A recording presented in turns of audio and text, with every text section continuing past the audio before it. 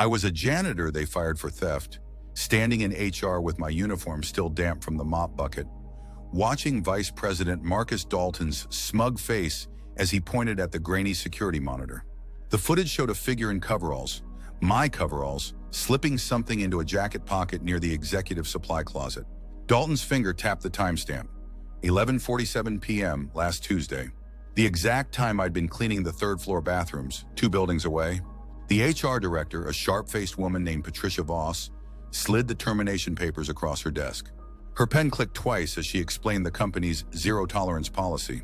I watched her lips move, processed the corporate buzzwords about integrity and trust, but my eyes stayed fixed on that monitor. The image quality was deliberately poor, just clear enough to show someone in Pinnacle Industries coveralls, just blurry enough to avoid facial recognition. Dalton leaned back in his chair, arms crossed, the picture of executive authority. His wedding ring caught the fluorescent light as he gestured toward the screen. The missing item was a prototype circuit board worth $40,000. Convenient that it had vanished from the one area of the building I supposedly had access to. Convenient that the only witness was a security camera positioned at the perfect angle to capture guilt without revealing identity. I signed the papers. No point fighting it here, in this sterile room with its corporate motivational posters and the smell of cheap coffee. Dalton's satisfied exhale told me everything I needed to know. This wasn't about theft. This was about elimination. 3 months earlier, I'd been mopping the executive floor when I'd overheard Dalton's phone conversation through his partially open door. His voice had carried that particular edge of panic that comes with desperate people making desperate choices. He'd been discussing production delays, cost overruns, and something about needing to show progress to investors. The words phantom contractor and creative accounting had floated through the hallway like smoke signals. I'd kept mopping, invisible as always. The janitor who worked nights, who knew every corner of every floor, who had access to every room except the server area and Dalton's personal safe. The man who might as well have been a piece of furniture for all the attention the executives paid him. But furniture doesn't have ears. Furniture doesn't remember conversations about falsified vendor payments and off-books expenses totaling 6 figures. Furniture doesn't accidentally bump into file cabinets and notice that certain documents disappear overnight, only to reappear with different signatures and altered dates. Now walking out through the lobby with my personal items in a cardboard box, I understood why I'd been framed. Dalton needed someone to blame for missing inventory, someone whose sudden absence wouldn't raise questions. A night shift janitor with no family, no connections, no reason for anyone to look deeper into his termination. The security guard at the front desk avoided eye contact as I handed over my badge and keys. He'd worked here longer than anyone, had probably seen this routine before. In his weathered face, I caught a flicker of something that might have been sympathy, or maybe just relief that it wasn't him walking out with the box. Outside, the November air cut through my jacket like a blade. I stood on the sidewalk for a moment, looking back at the Pinnacle Industries tower with its gleaming glass facade and corporate logo. 43 floors of legitimate business built on a foundation of Marcus Dalton's creative financing. My breath formed small clouds in the cold as I walked toward the bus stop, carrying my few possessions and a growing certainty that this wasn't over. The termination letter cited theft of company property and violation of security protocols. It recommended against providing references for future employment. Standard corporate assassination, designed to ensure I disappear quietly into the ranks of the unemployable. But corporate assassinations only work when the target stays dead.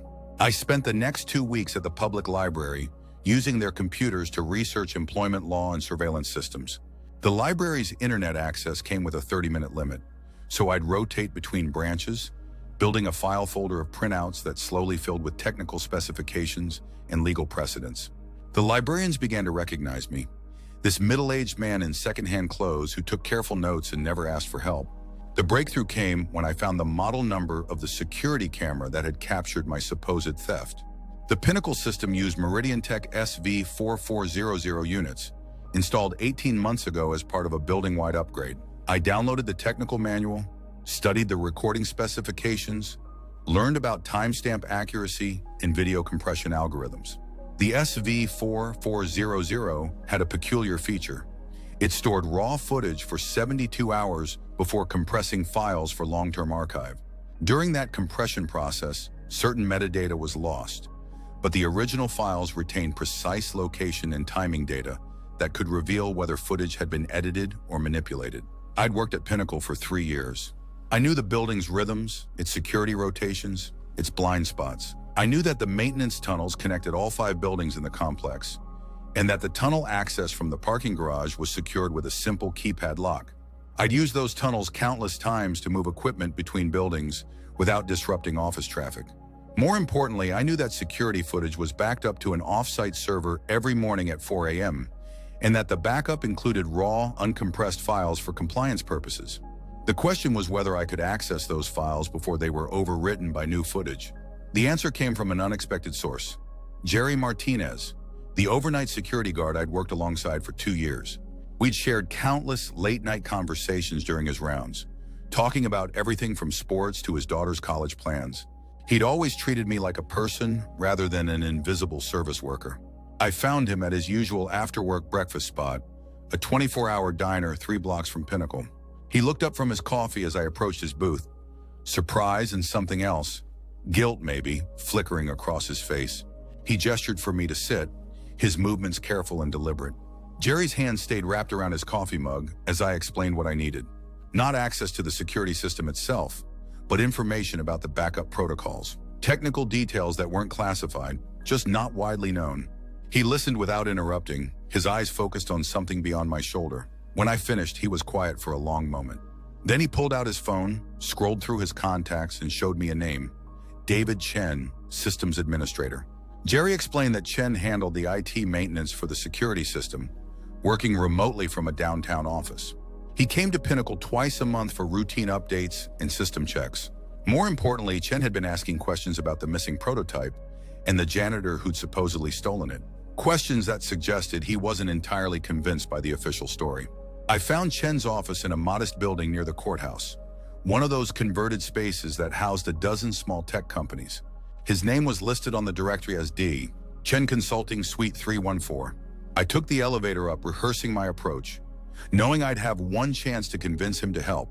Chen's office was cramped but organized, multiple monitors displaying network diagrams and system logs. He was younger than I'd expected, maybe 35, with the tired eyes of someone who spent too many hours staring at screens. When I knocked, he looked up with the wary expression of a man who'd dealt with too many desperate clients.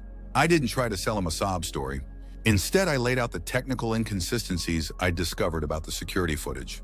The timestamp discrepancies, the unusual compression artifacts, the fact that the camera angles seemed perfectly positioned to capture guilt while obscuring identity. Chen listened, his fingers drumming against his desk as I spoke. His questions were sharp and specific. How did I know about the SV4400's metadata retention? What made me think the footage had been manipulated? Why should he risk his contract with Pinnacle to help a fire janitor? I answered each question methodically, showing him the research I'd compiled, the technical specifications I'd memorized, the timeline of events that didn't quite align with the official narrative. When I finished, Chen turned to his computer and began typing rapidly. What he showed me next changed everything. The backup server contained not just the compressed footage that had been used as evidence, but also the raw files from that night. Chen's software could analyze both versions, comparing metadata and identifying any discrepancies in the editing process. His fingers moved across the keyboard with practiced efficiency, pulling up data streams and technical readouts that looked like digital hieroglyphics. The results were damning.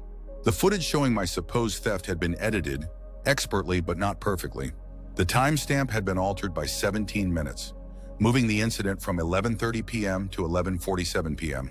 More importantly, the metadata revealed that the original footage showed 2 figures near the supply closet, one in coveralls, one in an expensive suit.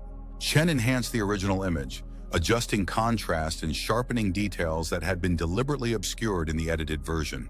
The figure in coveralls was indeed wearing a uniform similar to mine, but the build was wrong, taller, broader through the shoulders. The figure in the suit was unmistakably Marcus Dalton, his distinctive profile clear even in the grainy footage. The real theft had occurred at 11:30 p.m., while I was documented as being in the West Building's maintenance room, replacing air fresheners and restocking supplies. The security logs showed my badge being scanned there at 11:28 p.m. and again at 11:35 p.m. Dalton, meanwhile, had supposedly left the building at 6 p.m., according to the official logs. But the raw footage told a different story. It showed Dalton returning through the executive parking garage at 11:15 p.m., using his personal access code to enter through the loading dock. He'd brought someone with him, someone wearing coveralls who moved with the nervous energy of a man committing his first major crime. Chen saved everything to an encrypted drive: the original footage, the edited version, the metadata analysis, and the timeline discrepancies. He also provided me with something else: access logs showing exactly when the footage had been altered and from which workstation. The modification had been made from Dalton's personal computer, using his administrative credentials, at 2:47 a.m. the morning after the theft. I left Chen's office with more than evidence. I had a roadmap to Dalton's entire operation, timestamps that could unravel 3 months of careful cover-up work. But evidence alone wouldn't be enough. I needed leverage, and I needed to ensure that when I struck, Dalton wouldn't have time to create another scapegoat. The first step was understanding the full scope of his embezzlement. The missing prototype was just one piece of a larger puzzle, a way to explain inventory discrepancies that totaled far more than $40,000. I needed to find the rest of the pieces. I returned to the building where I'd worked for 3 years, but this time as a visitor rather than an employee. The advantage of being a former janitor was that no one really looked at you anyway. I could walk through the lobby in civilian clothes, take the elevator to any floor, and blend in with the crowd of contractors and vendors who moved through the building daily. My destination was the accounting department on the 15th floor. During my time as night shift maintenance, I'd learned that certain employees worked late on a regular basis, and that the accounting staff often left sensitive documents on their desks when they assumed the floor was empty. Sarah Kim from Accounts Payable was notorious for her cluttered workspace and her habit of staying until 8 p.m. to catch up on paperwork. I'd emptied her trash countless times, seen the stacks of invoices and purchase orders that covered every surface of her cubicle. More importantly, I'd noticed that she had a tendency to leave her computer unlocked when she stepped away for coffee or bathroom breaks. I waited in the lobby coffee shop until I saw her leave the building at 8:15 p.m., then took the elevator to the 15th floor. The after-hours cleaning crew wouldn't arrive until 10 p.m., giving me nearly 2 hours to work without interruption. Sarah's workstation was exactly as I remembered it: organized chaos held together by post-it notes and coffee-stained folders. Her computer was password protected, but her desk drawer contained a small notebook where she'd written down various login credentials. The third entry, labeled Accounts Payable System, gave me access to Pinnacle's financial database. What I found there confirmed my suspicions about Dalton's operation. Over the past 8 months, he'd been approving payments to a series of vendors that existed only on paper: engineering consulting, equipment maintenance, software licensing, all billed to legitimate-sounding companies that shared the same address: a UPS store mailbox in suburban Dallas. The amounts were carefully calculated to stay below the threshold that would trigger automatic auditing. Individual payments ranged from $8,000 to $15,000, spread across different departments and budget categories. But when I tallied the total, the embezzlement approached $300,000. More disturbing was the pattern of timing. Each fraudulent payment had been followed within days by the mysterious disappearance of inventory or equipment that could account for the expense. The missing prototype was just the latest in a series of items that had vanished from company property, their theft explained away by security breaches or employee misconduct. I photographed every relevant document with my phone, building a comprehensive record of Dalton's financial crimes. But as I worked, I realized that exposing the embezzlement wouldn't be enough. Dalton had been careful to create plausible explanations for each missing item, to spread the blame across multiple departments and individuals. A smart attorney could argue that he'd been deceived by subordinates, that he'd approved payments in good faith based on falsified documentation. I needed to catch him in the act, to document his crimes in real time with evidence that couldn't be explained away or blamed on others. And I needed to ensure that when the trap closed, he wouldn't have any escape routes. The solution came to me as I was photographing the last batch of fraudulent invoices. Dalton's pattern was predictable. He'd create a fake vendor, approve a series of payments over several weeks, then stage the theft of inventory to justify the expenses. Based on the timing of recent payments, he was due to stage another theft within the next few days. I spent the next 48 hours conducting surveillance, using my knowledge of the building's layout to observe Dalton's movements without being detected. The maintenance tunnels provided excellent vantage points, and the security cameras had blind spots I'd identified during my years of cleaning around them. Dalton's behavior confirmed my theory. He'd been working late, staying in the building until well past normal hours and making frequent trips to the supply areas. On Thursday evening, I watched him meet with the same accomplice I'd seen in the security footage, a nervous man in coveralls who moved through the building like he was afraid of being caught. Their meeting took place in the executive conference room on the 40th floor, a space I'd cleaned hundreds of times. I positioned myself in the adjacent supply closet, a cramped space that shared a thin wall with the conference room. Through the wall, I could hear the muffled sounds of their conversation, though I couldn't make out specific words. But I didn't need to hear them. I could see them through the interior window that faced the hallway, watching their body language and interaction patterns. Dalton was clearly the one in charge, gesturing authoritatively while his accomplice nodded and took notes. At one point, Dalton pulled out a tablet and showed his companion something on the screen, blueprints or diagrams of some kind. When they finished their meeting, I followed Dalton's accomplice at a distance as he made his way toward the freight elevator. He was carrying a large duffel bag that hadn't been with him when he'd arrived. The bag appeared heavy, requiring him to shift his grip several times as he walked. I knew where he was going before he reached the elevator. The 22nd floor housed the R&D department, where Pinnacle kept its most valuable prototypes and experimental equipment. It was one of the few areas I'd never had access to as a janitor, secured with biometric locks and motion sensors. But Dalton had access. And if his accomplice was carrying equipment that could bypass or disable those security measures, they were planning something far more ambitious than stealing a single circuit board. I had to make a choice. I could document whatever theft they were planning and turn the evidence over to authorities, hoping that justice would be served through proper channels. Or I could intervene directly, using my knowledge of their plan to turn the trap back on them. The decision was easier than it should have been.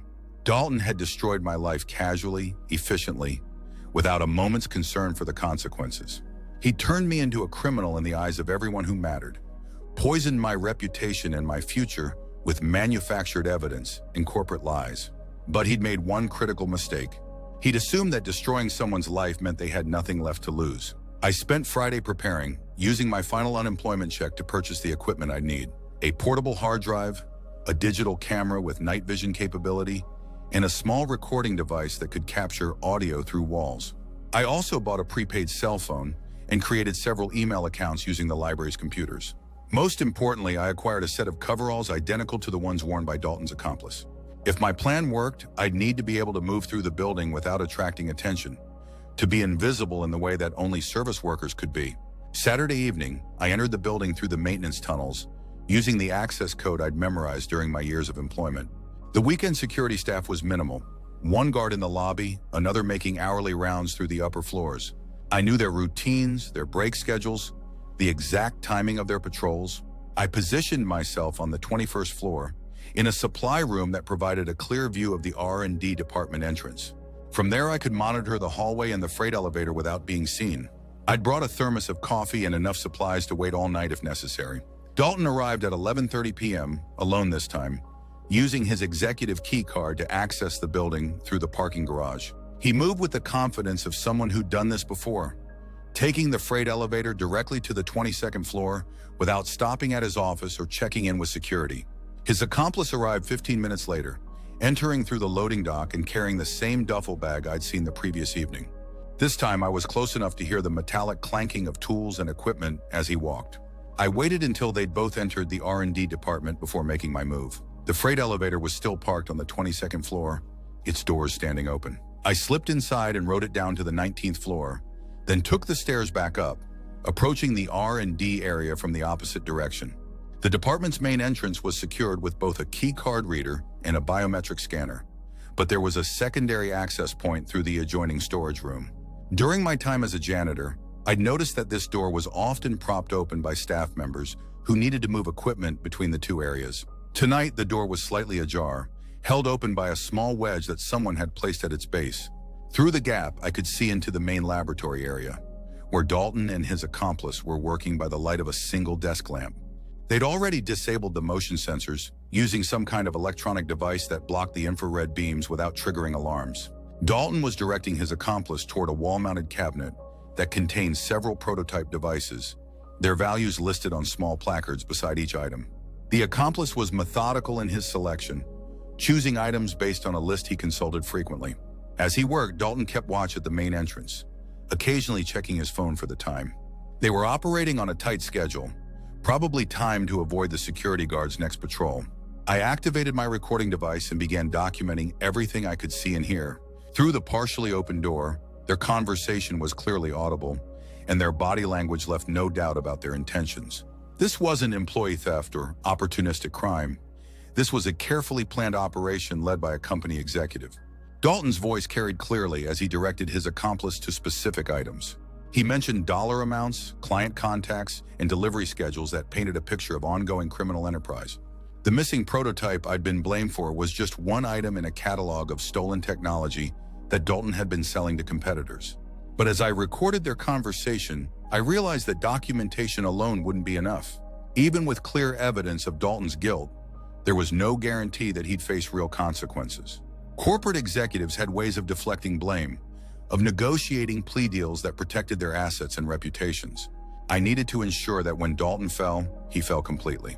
The opportunity came when his accomplice moved to the far side of the laboratory, leaving Dalton alone near the entrance. I could see him through the crack in the door, checking his phone again and growing visibly impatient with the pace of the operation. I slipped through the door and moved toward him, staying low and using the laboratory equipment as cover. The room was filled with workbenches and testing apparatus that provided plenty of concealment for someone who knew how to move quietly. Dalton sensed movement and turned just as I reached him. In the dim light, wearing coveralls identical to his accomplices, I was just another figure in work clothes. He opened his mouth to speak, probably to ask why the job was taking so long, but I was already moving. I didn't hurt him. I didn't need to. Instead, I simply took his phone and his key card, the two items that gave him control over the situation. In the darkness, with adrenaline clouding his judgment, he didn't immediately realize what had happened. By the time he understood that something was wrong, I was already moving toward the main entrance.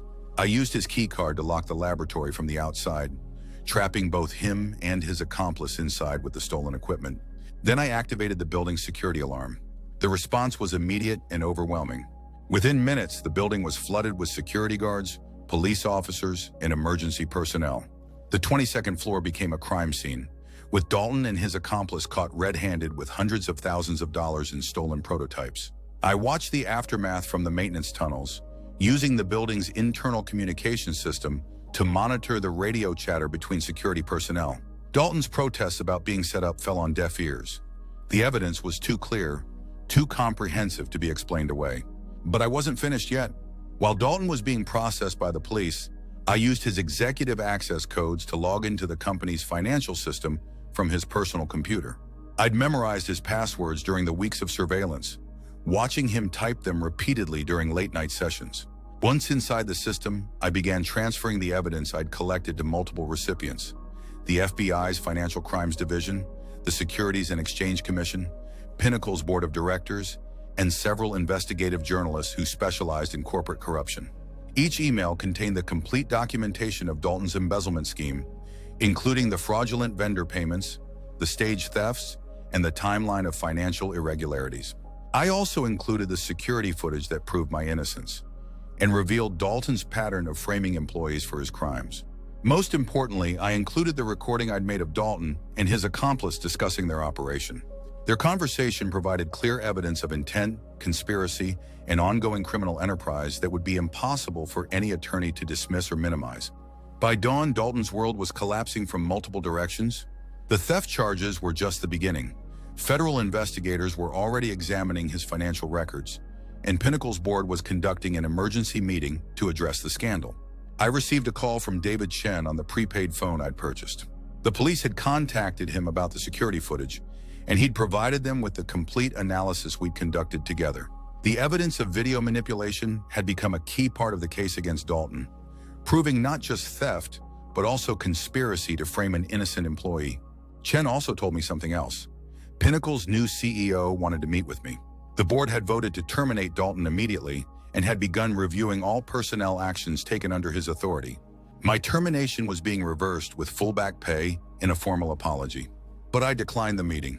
I had no interest in returning to Pinnacle Industries, in pretending that a corporate apology could erase 3 months of unemployment and character assassination. The money they offered was compensation, not justice. Justice was watching Marcus Dalton's mugshot appear on the evening news, his expensive suit replaced by an orange jumpsuit and his confident expression replaced by the hollow stare of a man whose carefully constructed life had imploded in a single night. Justice was reading the newspaper headlines about federal charges, SEC investigations, and congressional hearings into corporate fraud. Dalton's crimes had exposed systemic weaknesses in corporate oversight, triggering reforms that would affect the entire industry. Justice was receiving a personal letter from Jerry Martinez, the security guard who'd helped me find David Chen. He wrote that the younger guards looked at him differently now, with respect for someone who'd helped expose corruption instead of just looking the other way. But the most satisfying justice was simpler and more personal. 6 months later, I was working as a facilities manager for a nonprofit organization across town. It was honest work, well-paid and meaningful, helping maintain a facility that provided services to homeless families and unemployed workers. I was leaving the building after a late meeting when I saw him, Marcus Dalton, standing at a bus stop in the rain, wearing a cheap jacket and carrying a plastic grocery bag. The federal prosecution had been successful. He'd been sentenced to 8 years in prison and ordered to pay full restitution, but he'd been released on appeal bond while his lawyers filed endless motions. His assets had been frozen, his house foreclosed, his wife divorced and remarried. The man who'd once commanded a $40 million budget was now reduced to riding public transportation and shopping at discount stores. He looked up as I approached, recognition flickering in his eyes. For a moment, we simply stared at each other across the darkness and rain. Then I did something that surprised both of us. I offered him my umbrella.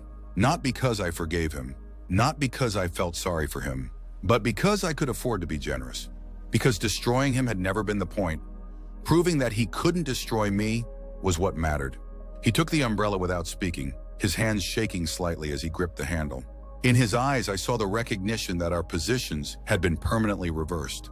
He was the one who was powerless now, dependent on the kindness of people he'd once dismissed as insignificant. I walked away through the rain, getting soaked but feeling lighter with each step. Behind me, Marcus Dalton stood alone under my umbrella, waiting for a bus that would take him back to whatever small apartment or furnished room he could afford on his frozen assets. The man who'd fired me for theft had learned the true cost of stealing someone's life. And sometimes that knowledge is the coldest justice of all. In the end, I hadn't just proven my innocence or exposed his crimes.